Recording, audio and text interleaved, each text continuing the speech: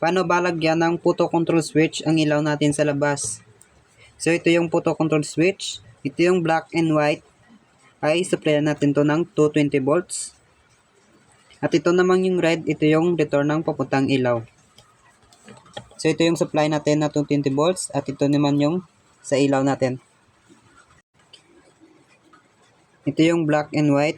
Dito natin yung connect sa supply natin or source natin na 220 volts. So lagay lang natin.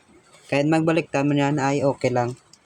At ma-live to live or live to neutral ang supply natin ay okay lang din. So kabit lang natin. Ito naman ang red, ito yung return ng papuntang ilaw. So kabit lang natin dito kahit saan linya dito. Kabit lang natin. At yung isang linya ng ilaw ay dito natin yan i-connect sa supply natin para masupplyan yung ilaw natin. So bali tatlo na to sila. So lagay lang natin.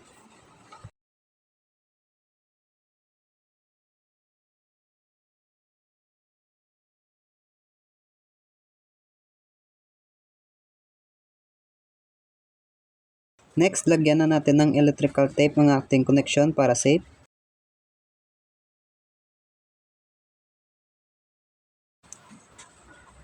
Ang trabaho ng photo control switch ay automatic on and off na to. So kapag gabi na, pag nasense na yung dilim, so automatic andar na yung bulb. Kapag umaga naman, pag nasense na yung liwanag, ay automatic off na yung bulb. So itry na natin. Pag gabi na, pag nasense na yung dilim, ay automatic on na yan yung ilaw. So pag umaga naman, pag nasense na yung liwanag, ay automatic off na yan yung bulb. So ganyan lang po yung trabaho ng photo control switch.